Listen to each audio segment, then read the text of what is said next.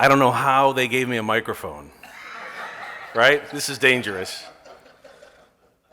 First of all, I want to just go on the record saying I am not addicted to social media. I do not take an inabsorbent amount of selfies. Hold on a second. Everyone smile. I didn't see that guy in the back smiling. Anyway, I'm with Plastic Components out of Miami, Florida, so I'm freezing, right? But we make accessories and trims for the EIFS industry and some of the other industries, so happy to be here. It's always a great time. This is really becomes a family, right? It's almost like a big frat party, you know, going to meet, seeing everyone again, and going out and drinking, and then in the morning suffering, just like college. Okay, so my job here is to introduce David. Him and I go way back, about 5 minutes. 10 at least. 10 now. He's already sick of me. It feels that long. It feels like 30 years. Funny, he's been involved in risk management for almost 30 years. Experience at the Brady companies, providing him with expertise in underwriting, loss control, and a host of other concentrations. Mr. Dolnick is active in several professional industry groups, including the Associated General Contractors of America and the Risk and Insurance Management Society. I'm surprised I can still read. He has also served as president of the San Diego chapter of RIMS, as a member of the Society of Human Resource Management, and a professional member of the American Society of Safety Engineers. Wow, that's pretty impressive. And he's also a lot of fun. He has been recognized multiple times for his knowledge and commitment to the industry. In 1998, he was honored as the Heart of RIMS, which means? What does it mean? Risk and Insurance Management Society. Yes, okay. Just want to clarify. Careful. Just want to clarify some of you out there. I know this crowd. And in 2011, received the IRMI Words of Wisdom WOW Award. Congratulations. So join me in welcoming Dave for a presentation on how to position your firm to meet the changes in the insurance market. Thank you.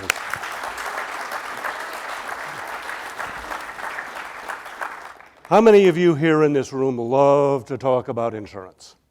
Come on. Oh, there's got to be 2 or 3 at least. Really? Come on. How many of you here need to talk about insurance? Okay, that's a few more in the room. That's why we're up here today. I wish I had great news for you about the insurance markets. We'll get into the depressing stuff later. One quick note, the EIMA Words of Wisdom Award, they put a little ribbon on the bottom of your name tag, and if you look at it upside down, it's also known as the Mom Award. So we're real proud about that one. Today what we're going to talk about a little bit, give you an overview of what we're going to cover. We'll take a look at what the insurance markets are doing today.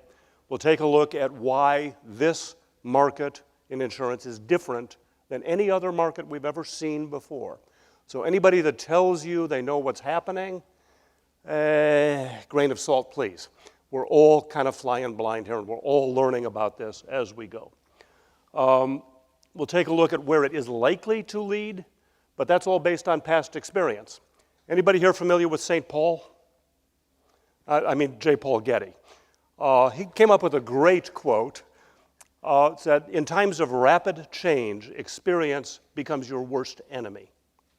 And that's where we're at today. Experience in the insurance market can become your enemy if you expect this to be like it always has been. It may turn out to be that way, who knows? But the core of this is we're going to take a look at some pragmatic steps that contractors and people who work with contractors can take today, implement today, to try and mitigate some of the pain that is no doubt coming. When I'm talking about pain, I'm talking about increases in insurance premiums and rates running, depending on the line, anywhere from 5 to 7% up to 50%. If you can absorb that based on jobs you bid a year ago, you're doing better than we ever were when I was in the construction side of this fence. So let's get going here. Where have we been? Historically, insurance markets run on about a 5 to 7 year cycle, give or take a year on either end.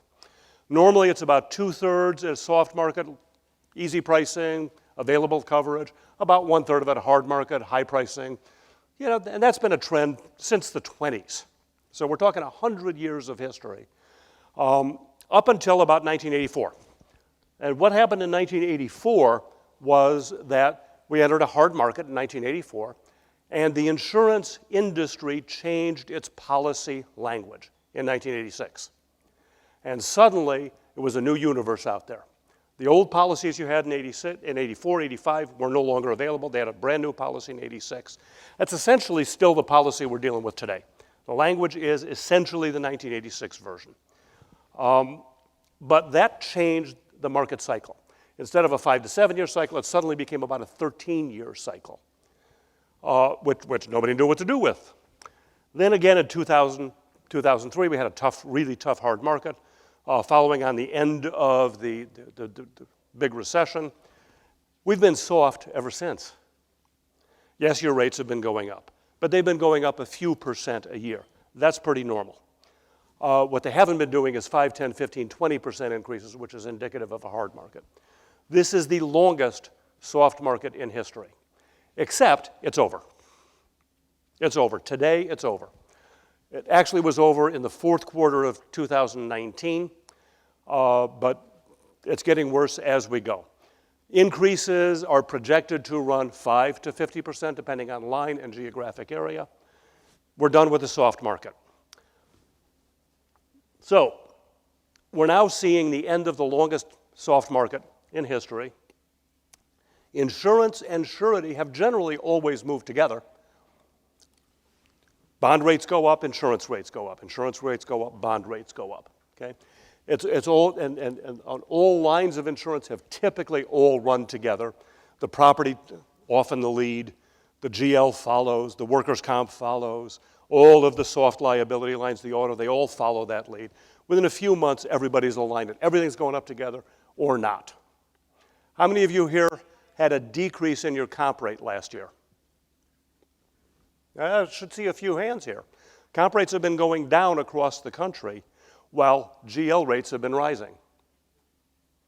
But what's different about this hard market? Okay? It's real simple. There's a ton of capital in the insurance business. Market capitalization for insurance carriers is at its highest level ever in recorded history. Plenty of money. They got a lot of cash, but they're not writing the policies as freely as they used to. Okay, so previous markets, we've already talked about those.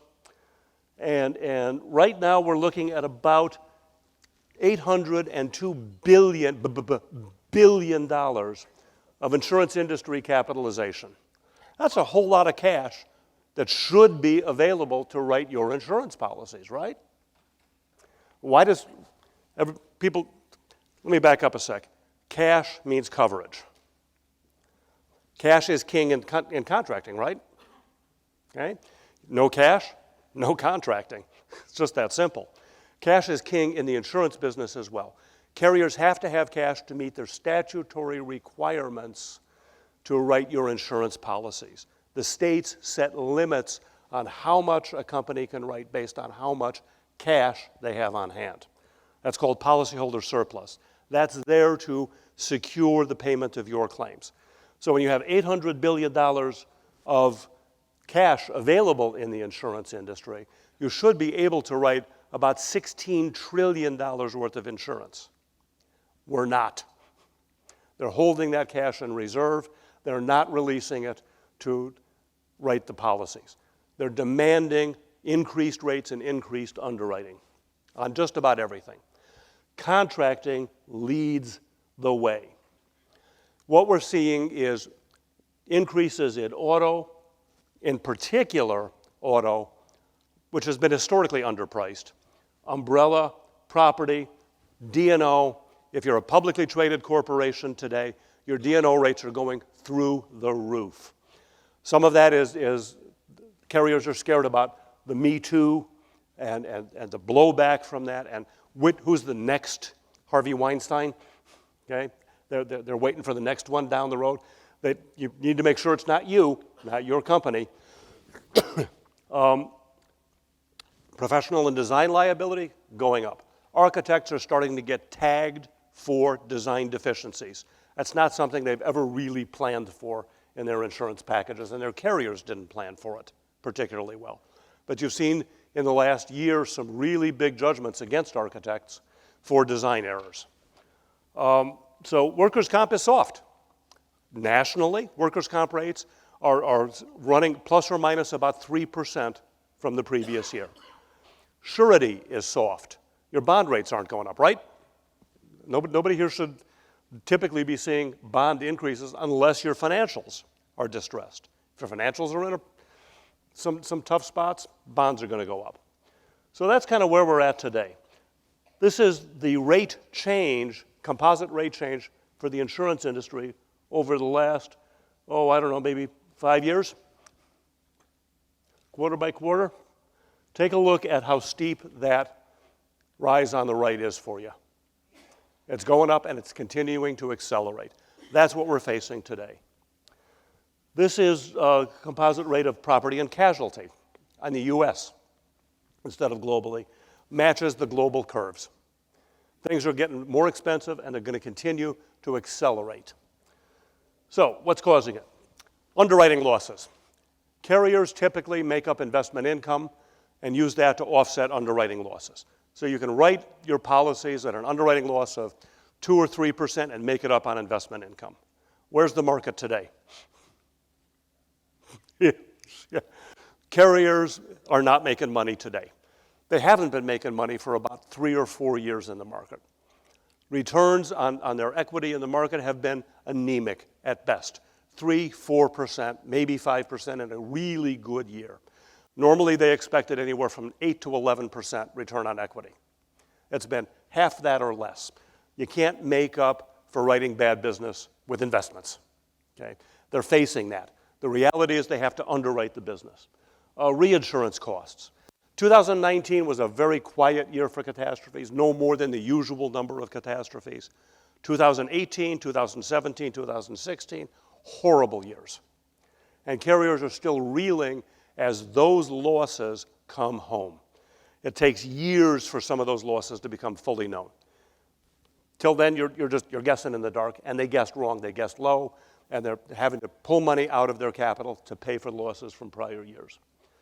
Risk-based capital is the buzzword throughout Europe. Almost all reinsurance is headquartered in Europe or has deep ties to Europe. Risk-based capital allocations require that they hold more cash to write business. That changed 2 years ago. They're feeling the impact now. That's pulling money off the table in the reinsurance markets. Reinsurance rates affect your rates. Everybody here know what reinsurance is? You buy insurance to protect yourself, right? Insurance companies buy reinsurance to protect themselves. So the whole thing circles around the globe several times. By the time your dollar of claims gets paid, there may be 30 or 40 different carriers that each have a small slice of that dollar. That's called spreading the risk.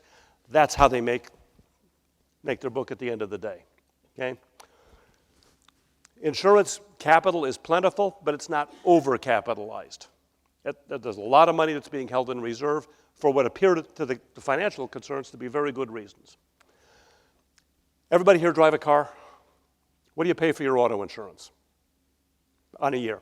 Just think about a number of years. In California, good driving record, $800, $900 a year.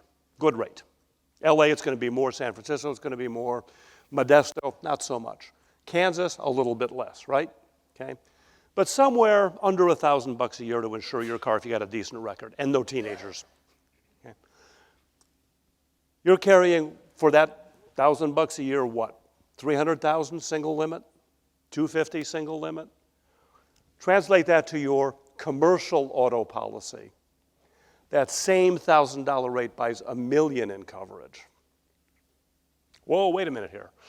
Excuse me, I've got a commercial fleet. I'm paying the same as a homeowner. I'm running 50,000 miles a year on a commercial car, paying the same rate that a guy that's driving 12,000 miles a year in his private vehicle? Yeah. You think there might be a little problem with that pricing? The carriers are starting to wake up to this. There's a market pressure that says you can't raise it too much. If they started pricing auto insurance, like they priced GL insurance, you'd be paying $25,000 a vehicle, minimum premium. Who's going to pay that? No fleet in the world is going to pay that. They'll go self-insured before they'll do that. The carriers know this. They've suppressed the pricing. That's kind of leading the charge here. Auto has gone off the charts in terms of loss history, both in personal lines and commercial lines. Right behind that, you've got GL policies, your D&O policies, and your cyber policies, all underpriced historically. Nobody wanted to pay the freight for them. We put $1 million cyber policy in at the company I was at before I became an independent consultant. We put $1 million cyber policy in for $12,000 a year. That same million on the GL coverage, minimum premium was $75,000. Oops. Yeah, little disparity there, right? So carriers kind of built this box. Now they're trying to dig their way out of it. That's the bottom line here. Underwriting losses, largely due to claims and unpredictability. Nobody knows what climate change is doing to claims. You're seeing more storms more frequently, more severely. That we know. That tracks with global warming. 2019 was the hottest year on record. 2018 was the hottest year on record before 2019. 2017 not, but 2016 was. The trend is fairly significant. Nobody knows where that's going to wind up, where these property claims are going to go. We have not had a whole lot of hurricanes hit the continental U.S. Occasionally one grazes Florida, occasionally one grazes Texas. Last 3 years, how many have hit square on and done tremendous damage? We've had five major storms lashing. Windstorms, tornadoes, all over the place. Places and unseasonal too. Wildfire, huge problem, especially out west. Not just California, where you get towns burning down, but throughout the entire western U.S., wildfire is a major problem. Nobody knows how high that's going to go. And then we have our favorite judicial hellholes. There are some places in the country where verdicts bear no relationship to damage. Madison County, Illinois, among them. Anybody here from Illinois, Middle Illinois? Madison County goes by the nickname Mad Cow. There's a reason for that, okay? You can see $100 million verdicts for a lost finger in Madison County, Illinois. Not making that up, real verdict, did happen. Overturned on appeal, but how much do you have to spend to get there? Tons of money in defense cost, okay? Madison County is not the only one. What about medical cost inflation? Our consumer product price index, what 2%, 1.9, 2.2, 2.3 on a bad year, right? Okay, medical cost inflation. Yeah, no, more like 5, 6, 7%. Has been for years. The red line is the consumer price index. The blue bars are medical cost inflation. Everything's getting more expensive for doctors. Okay, so how is this relevant? Contractors have always borne the brunt of these kinds of problems, every single time. Contractors in this room, you know the pain. We have always paid higher rates, gotten less coverage, and more problems getting it than any other industry out there. Am I right? Anybody disagree with that? Everybody needs another cup of coffee.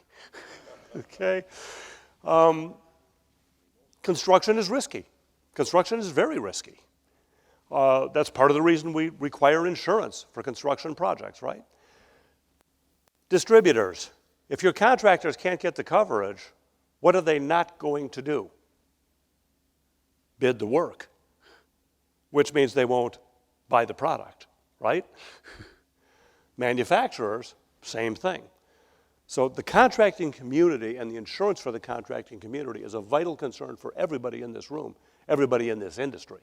We all need to be paying attention to this, because if we can't install this product, the whole thing comes tumbling down pretty quickly, okay? We have to find some ways to help and support the contractors get EIFS on good buildings and do it right so that the insurance community doesn't eat us alive. Have a question?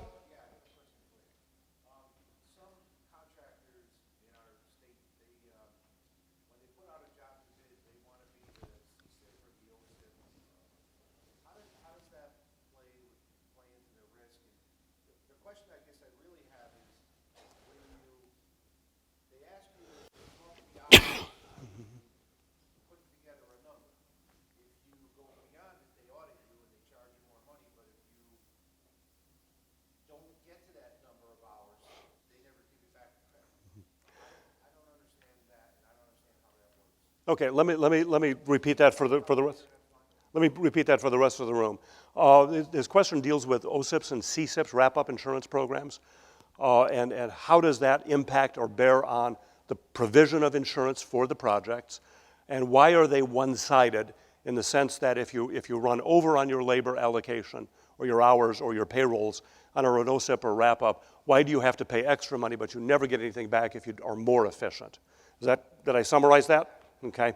3 parts to that question. I'm going to take one now. 2 of them come up later in the program. Okay. The first part is that it's unfair and you pay because all contracts from the general down, and actually from the owner down to the general and the general down to the trade contractors are written on the basis of I'm right, you're wrong. and I win and you lose. And that's been the method of contracting in this country for a very, very long time. There are some attempts to change that with consensus docs or following what's called integrated project delivery methodology that try and level the playing field and bring the trade contractors in on a more even footing. But until we change the basic model of contracting and risk transfer, you're going to see risk flowing downhill, along with any other substances you care to name. Stuff flows downhill, right? Yeah. So does risk. The other stuff in dealing with OSIPs and CSIPs, there are actually some good answers there for our problems in this industry, so I'm going to defer the answer on that if I can to a little bit later. By the way, if you do have questions, hold your hand up. If I like you, I'll call out, but I've got these lovely lights in my eyes, so if I can't really see the middle of the room too well, but so scream or jump up and down or throw something. We will take questions at the end. Yep. So, property coverage for EIFS buildings. Let's get down to the nuts and bolts here. Let's get down to the nitty-gritty here. If you build a building and it has EIFS as a cladding on it, is there a problem getting property coverage? The answer is generally no. The answer is generally there's really no difference in rate from an EIFS building to a non-EIFS building. Why? The property coverage is not going to respond if there was an error in the installation of the EIFS. So the property carriers are largely excuse me, immune from the litigation cycle that we see in other construction defect kinds of problems. The property carriers are not exposed to the risk of personal injury during the course of construction, either to workers on site and third-party action over or comp. So the property coverage, not a problem really. GL insurance for EIFS has been historically difficult with a limited number of markets and highly problematic in terms of terms and conditions. How many of you have seen the endorsement excluding EIFS issued by a certain unnamed carrier with 3 initials starting with A and ending with G and with I in the middle? It's essentially, if it looks like synthetic stucco, we're not covering it. If you set your buckets next to something that contains synthetic stucco, we're not covering it. That's essentially the intention of that endorsement. And that's, that's perhaps the most egregious, but merely one of the difficulties this industry has had getting good GL coverage over the years. If you're doing EIFS in a commercial setting, if it's direct applied over a concrete wall building, yeah, no problem. Nobody's going to bat much of an eye about that. If you're residential 3-story over wood frame, you can run into some difficulty, especially if you're in California, where most of the carriers won't even, they can't spell EIFS actually particularly well out there, but they won't write it anyhow because they're scared of it. Pollution liability, not really much of a problem. Some carriers won't touch any EIFS projects or EIFS contractors on a pollution liability.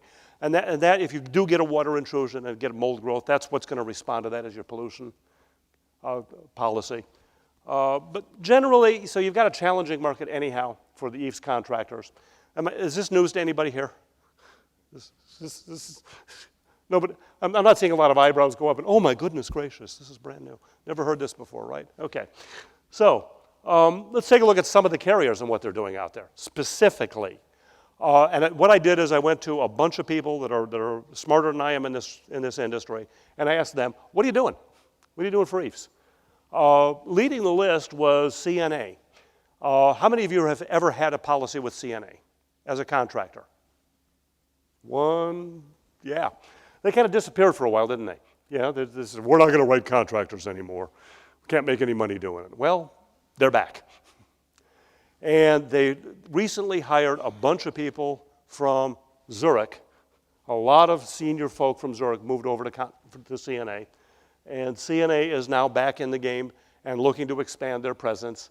In particular, they're willing to undertake writing EIFS contractors. They're not willing to undertake the trade contractor, but they are looking to write GCs who do EIFS work. And it depends on how much EIFS in your mix, depends on what part of the country you're in. If you're in Kansas, they'll write a ton of it. If you're in Florida, not so much, a little bit less. Why? You get a lot more rain here than you do in Kansas. And they're concerned about water intrusion. They are also taking a look at, and this ties to your question, setting up the capacity to do wrap-up programs for projects that encompass EIFS as a cladding system. So this will be a new capacity coming into the market. They're looking to fill the niche and fill the gap and do it smarter than they did the first time, where they kind of lost a lot of money in this industry. So, moving on from CNA, our great friend AIG, they declined to participate in this because they didn't want to have anything to do with the words EIFS. They didn't even want to participate in my little informal survey because that was too close to the topic for them, which kind of tells you where they're at here. They will, however, write large GCs, and by large I mean if you're doing about 500 million or more, they will entertain writing you, and if your EIFS exposure is incidental, which they don't define, they will undertake it if you offer them enough money to do so. They will not write trade or subcontractors on this exposure. They are looking and will write it under a wrap-up. On occasion, they're willing to consider it depending on the nature of the project. If it's residential, nope, not going to happen, not with AIG. Zurich. Zurich used to be the big player in the construction industry. They have stumbled a bit of late. They lost a lot of their key construction people. Some of that due to their exposures to subcontractor default insurance, SDI. They wrote a program called SubGuard that has not been particularly profitable for them. In fact, quite the opposite. They've got about another 6 or 7 years of pain dealing with that program. So they're contracting a bit from the construction market. And as I mentioned, they recently lost a whole lot of their key folk in the construction tower. And those folks have dispersed, many of them to CNA, some of them to Aon and the brokerage community. Zurich will consider it, but they really want it to be a truly incidental exposure. Liberty Mutual, actually a pretty strong player in this environment, but more on the wrap-up, and again, more on the GC side of things. They're really not willing to undertake trade contractors. Chubb generally excludes EIFS from coverage. They're just not going to go there. They just don't want to touch it or deal with it. Travelers, again, couldn't get them to respond, but my brokers in the community tell me that they generally prefer smaller artisan contractors. If there is some EIFS exposure in those trade contractors, those artisan trade contractors, okay, maybe they'll talk with you about it. If it's not a lot, you might get away with it. Berkshire Hathaway, again, having some serious financial challenges in the last couple of years, mostly out of their reinsurance wing, but that's bleeding over to their primary coverage. They generally exclude EIFS from GL. Don't really want to talk to you about it too much. So here's the meat. We're about, 22 minutes in on this. Got another 30 minutes to go here. This is what we're going to talk about. What are you going to do? What are you going to do? First off, as with everything, start with a plan and work your plan, okay? Get with your broker, get with your insurance professionals, plan how you're going to deal with all of this. Start planning now for the coverage you're going to place a year or 2 or 3 years down the road. Start talking to them about strategically putting you in with the carriers you need to be with, okay? Be blunt in your self-assessment. Has anybody here done a horrible project? Yeah. Okay. Be honest in your self-assessment of where your strengths and weaknesses lie. Do a self-assessment. Understand where your weaknesses are and work to bolster them up a little bit. Don't sugarcoat this to the carriers. I do suggest strongly that you do not focus on the problem. Focus on solutions. The other thing is, what if this is not Armageddon in the insurance industry? It's entirely possible that we will not have a collapse of commercial insurance and 30% rate increases. Could be. We don't know. We could have a series of very moderate little bumps here that take you down the road kind of gently. Okay? In which case, even if you do a lot of these things, you will still have improved your business systems and your risk management systems. So no loss, right? But I'm not convinced that we're going to have a soft landing, but could be. Could be. The key thing is to know who you are and to sell who you are to the carriers. Nobody is going to tell your story like you. And the story you need to be telling is why you are better than average.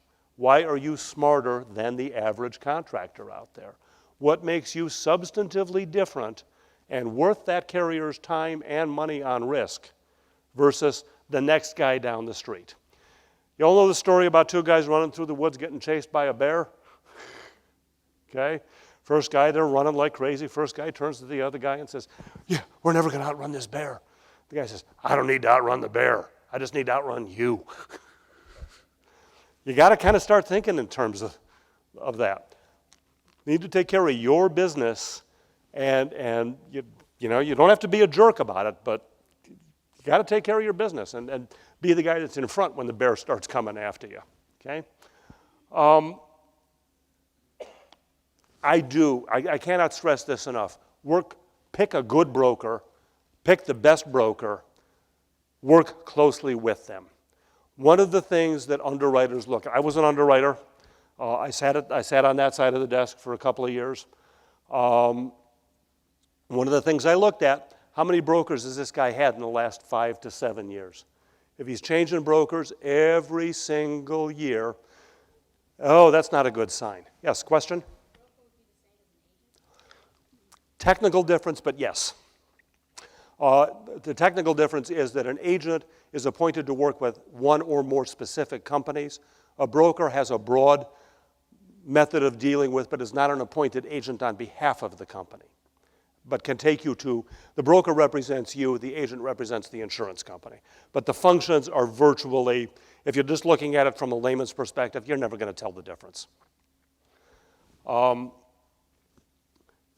the key here is to have a particular insurance professional that you're working with, that's helping you polish your image, that understands what these underwriters want to see and helps you present yourself to them in that way. Okay? Carriers like stable relationships. I mentioned before, if you're changing brokers or agents every year or every 2 years, I look at that as a sign of instability. You're going to come in and I'm going to give you my best number, and then you're going to dump me 2 years down the road for the next guy? No. I'm not going to give you my best number in that case.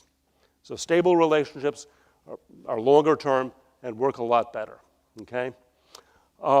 Pick your markets carefully. If you know that you have about a lot of residential EIFS going in, do not approach AIG. Come on, it's silly. They're not going to write you. And it's, you know, when everybody knows who everybody's talking to in this business. It's a small, very well-connected industry. And if you're wasting your time and money chasing carriers that are never going to write your insurance, it's a futile exercise, okay? Choose your battles carefully. If you've found a carrier and you're just not getting the right answers, the answer is a maybe or the answer is yes, but with the wrong pricing, make sure that that's the carrier you want to work with before you go to war to get that price down, okay? Don't spin your wheels because people come away from those kinds of things with tough feelings that may come back to bite you a year or two down the road when the market keeps hardening. So be careful where you go and pick your battles carefully. Emphasize your use and adherence to the standard and the details. The ASTM standards, there's an ANSI standard. There is the guide to EIFS with drainage detailing. Come on, these are all good documents that you should be paying attention to, and make sure that your underwriters understand what those documents mean and how you engage in adhering to them, okay? This is your report card to fill out on yourself. Sell this to the underwriters. Here's why we're better. Here's why you need to give me the good rate, okay? Because we do it better. Emphasize your training and skill development. Are you sending people to the Doing It Right program? Are your supervisors at least going to that? Yeah? If not, consider that. No, I don't get a commission or a kickback from the AWCI on that. But please, it's another feather you can put in your cap as a contractor to convince that underwriter that you're better than the average bear out there, okay? Involve yourself, senior management, ownership. Involve yourself with your training and apprenticeship programs. Make sure that the people coming up the ladder understand how important it is to you as the senior executive, as the owner of that company, that they do their job properly. Make sure they understand what it means. And make sure they understand that there's a long lag sometimes. You mess up an installation, when does that construction defect suit come in? 5, 6, 7 years later sometimes. So really, think about going to, you're in the hotel, you go to the room, you turn on the shower, okay? It's a little too cold, so you adjust it, and it takes you 5 years to get the water temperature to change. That's what you're dealing with in the insurance industry, okay? So help bridge that gap with your trainees, with the folks coming up here. You can't get away with cutting corners. You got to do it right, okay? If you're doing that already, have that documented. Take that in and share that. Show that to those underwriters. Here's why we're better. Here's why you can trust us not to have an inordinate amount of claims under your policy, okay? Emphasize your QA and your QC program. If you do not have one, start now. Make sure it's not a paper program. If it's just a book that gathers dust on a shelf and you know, your field crew's in, you know, putting stuff in, just throw it up however they want to. Trust me, your results will show that that's what's going on, right? I would assume that your profitability would also show that because you can't get away with a lot of that these days. But take your QC, QA program in. There is a difference between them, by the way, but we're not going to go into that here. The concept is prove that you're better than the average bear. And having a good QA, QC program is a great way to do that, okay? Use the standard details that are available. They're out there. Make sure if the architect's drawings do not incorporate those, RFI that back. Here's the standard detail. You don't have this on the plans. What's up? How come? You know, show them where they're wrong. Do we have architects in the room? No architects in? Oh, good, I can pick on them. We all know that architects, you can always tell an architect, right? You just can't tell them much. I'd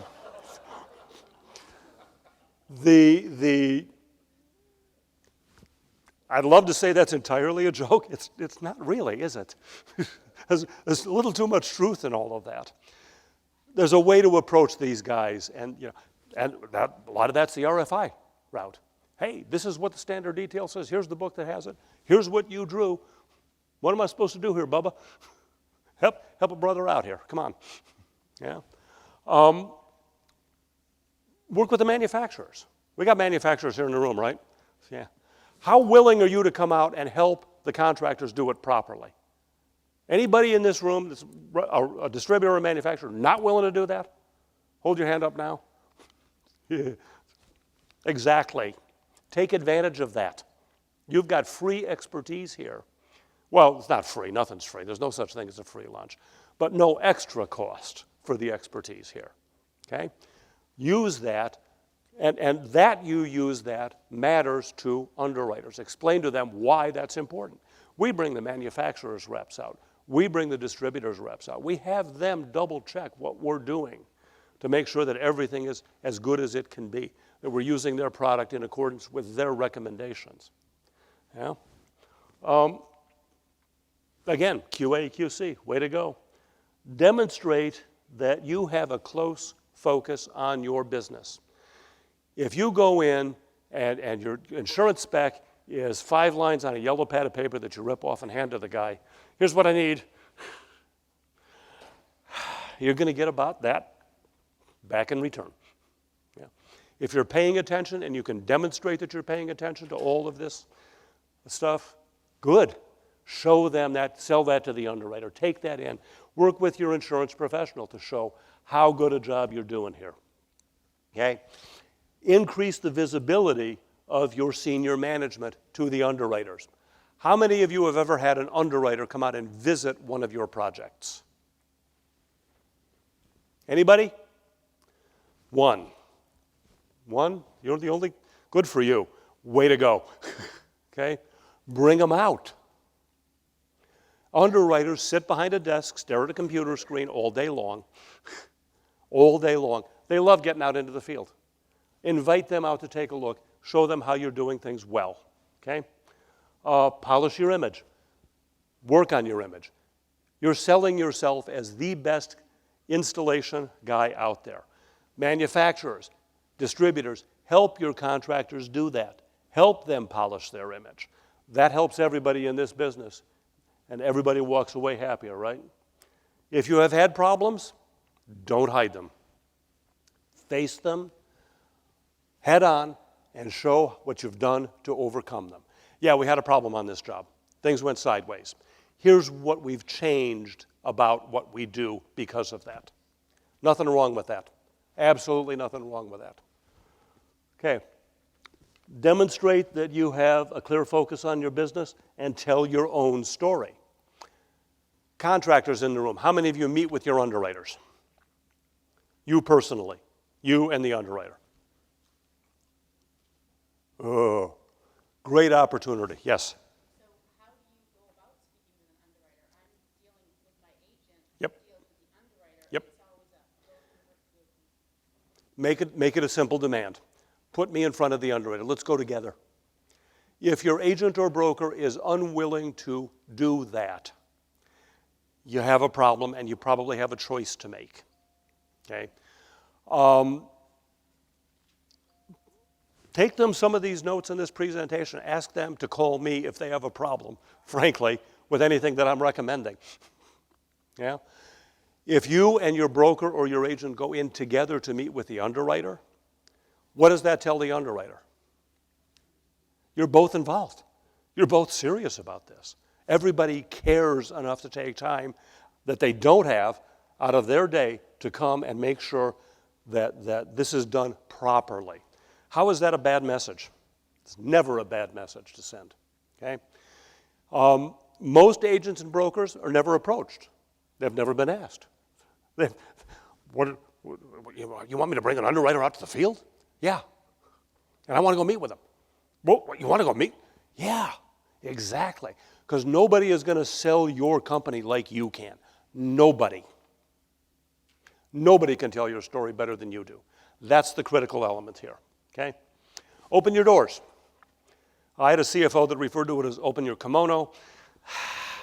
Let's stay away from that image for a little bit. It's just like, we're not going to go there.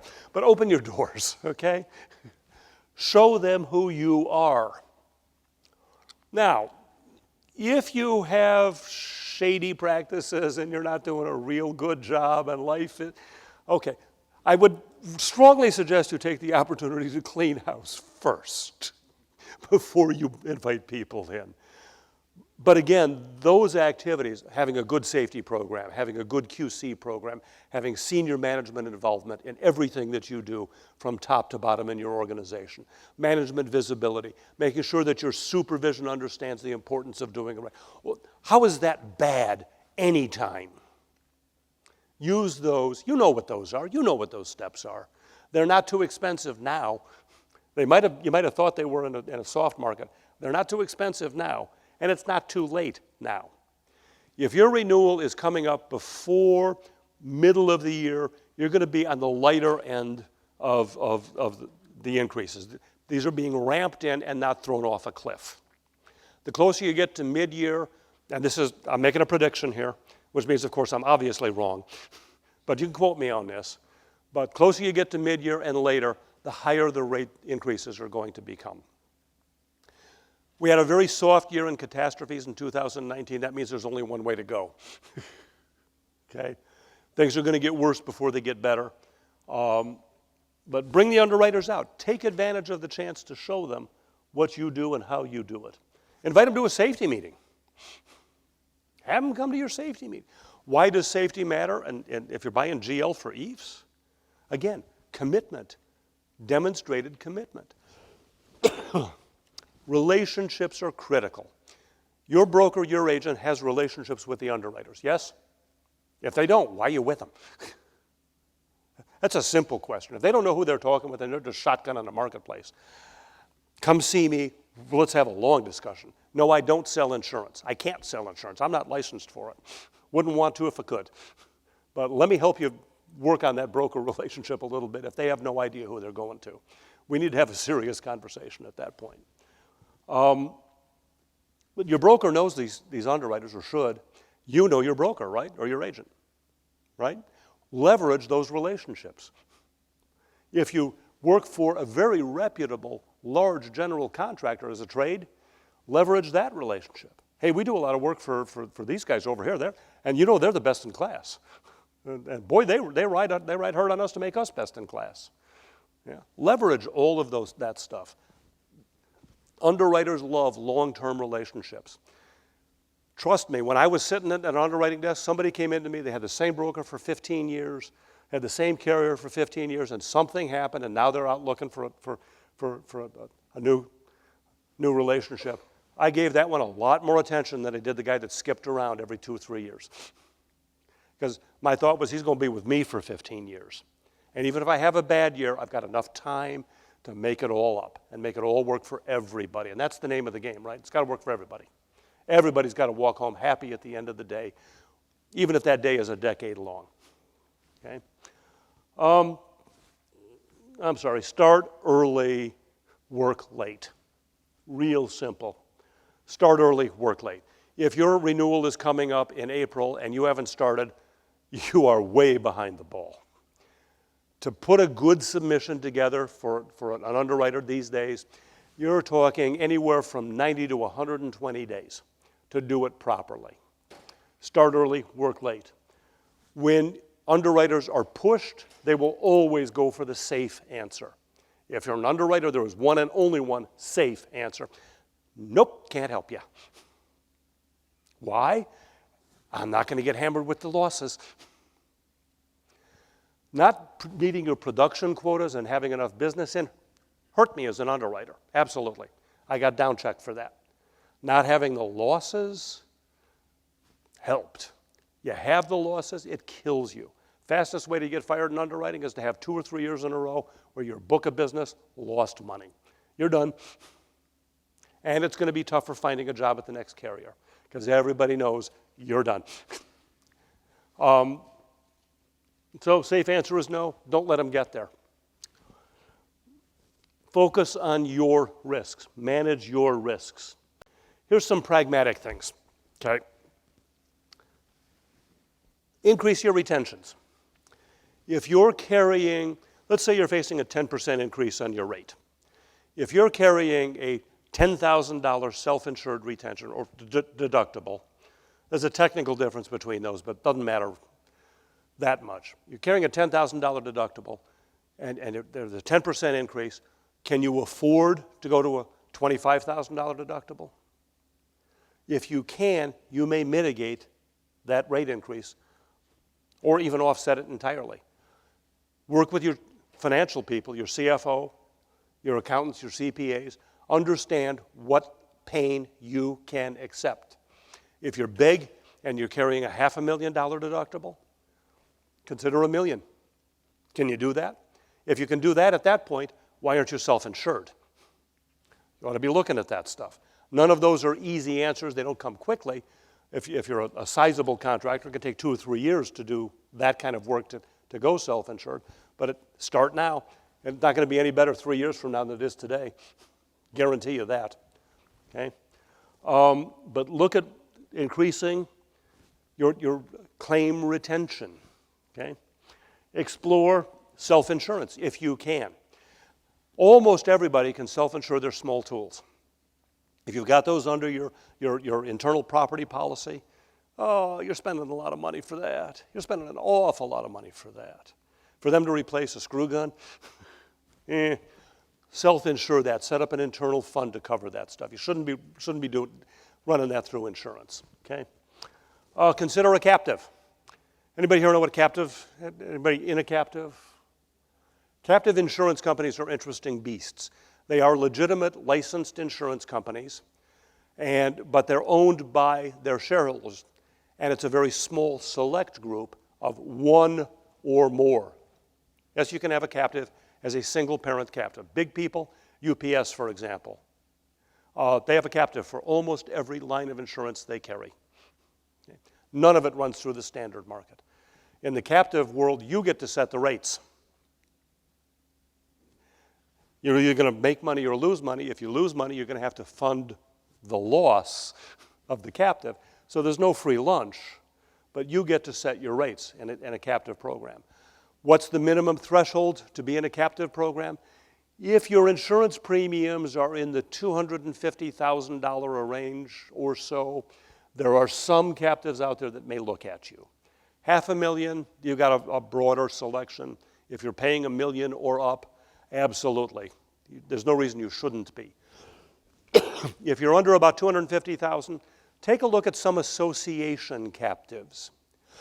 If you're members in an association that sponsors a captive program or a pooled insurance program, take a look at one of those. It may give you some relief because carriers like writing larger amounts of risk and larger amounts of money. If you can piggyback into that, it's a great way to go. Any questions on that kind of stuff? Okay. Increase your management focus. Have I said that enough? Increase your management focus.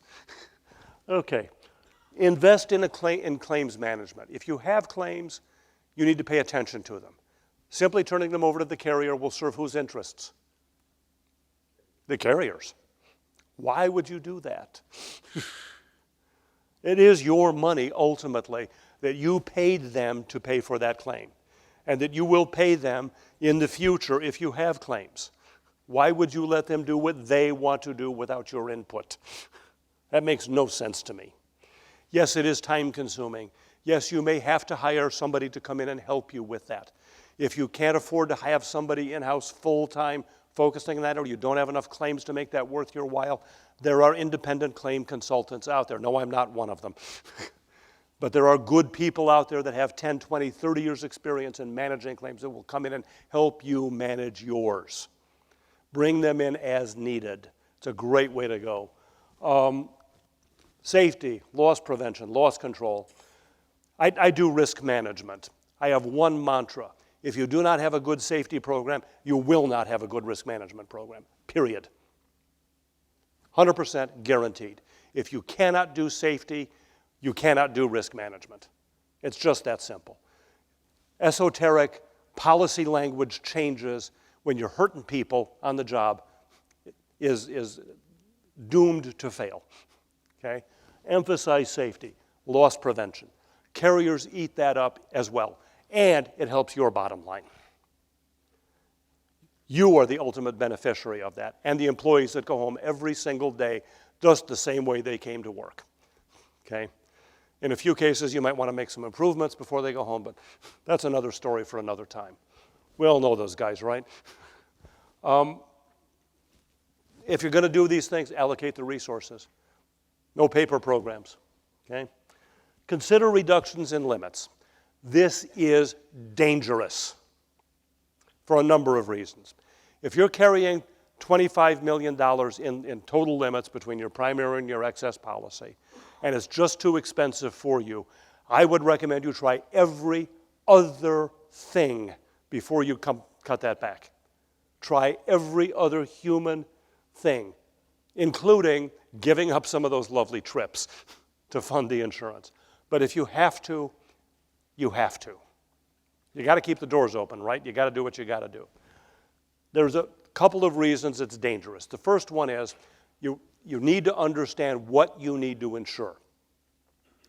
At the minimum, you should be insuring your net worth as a company. Shareholder equity, members' equity if you're an LLC, your net worth, a partnership. You need to be covering that. That's the value of your company. You got to be covering that net worth, okay? Dropping below that, very dangerous. You run the risk of a claim putting you out of business. That's not something you should be toying with, okay? So don't drop below certain levels. You should be insuring the level of loss you expect. Okay? Let's say you worked on the Millennium Tower in San Francisco. Everybody familiar with that? Glass and steel building, leaning about 7 degrees. Oops. You think there might be a problem on the 42nd floor when you're 7 degrees off center? Yeah. When you're charging $1 million for those 42nd floor condos and the glass is popping out of the windows because of the stress on the frame? Oops. You might be having a problem there. Can you insure to that if you were, working? No. Nobody will write you a $2 billion policy. That's what it's going to take to fix that building. Nobody's going to write you that. There's got to be sanity somewhere, right? But somewhere between what you got to get away with and $2 billion, that's a number you can live with, right? Look at your contracts. What do your upstream parties require of you? Never cut your limits below that. You're cutting your throat on business, okay? That's not a good decision. So, I'm going to close now, take questions. These are some of the folks that helped me do this. You see some big names of some big companies up there. Nobody wanted to be named. They know me too well. Didn't want to be associated. But at any rate, I did some more surveying carriers, brokers, some industry sources up there to try and put something together for you that's helpful. I hope it has been. I hope if I may have given you an idea or two. At the minimum, I did not see anybody's head hit the table, so nobody went to sleep on me. So we'll call that good, right? Anybody got questions? I'm not seeing any. Yes, sir. Yeah, just one other question for you. When your agent says, going back to the market, we're going to go out to the market, what leverage do they truly have? Keeping your rates down, or is it just, they say, well, we're going to try to stay with the same carrier, we might move. That's a very individualized question. In general, the larger the broker or agent that you're working with, the bigger their book of business is, the more clout they're going to have in the marketplace.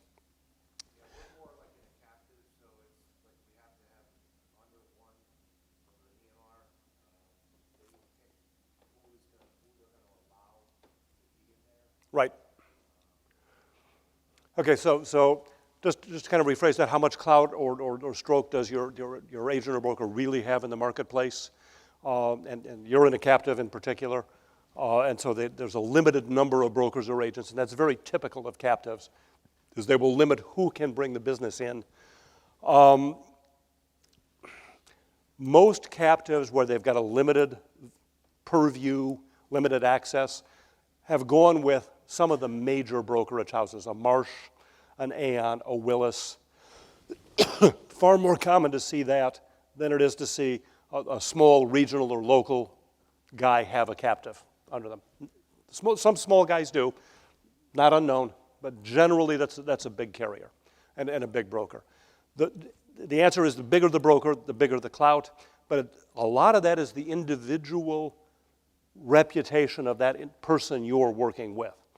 So just because it's Willis, John Smith at Willis and John Doe at Willis don't necessarily have the same clout. You want to know who does? Ask the underwriters. Yes, you can have conversations with them. Or talk to peers in the business. See who's getting decent rates and who's getting good coverage. Any other questions? Since I'm the only thing standing between you and coffee, thank you for your time. Thanks a lot, Dave.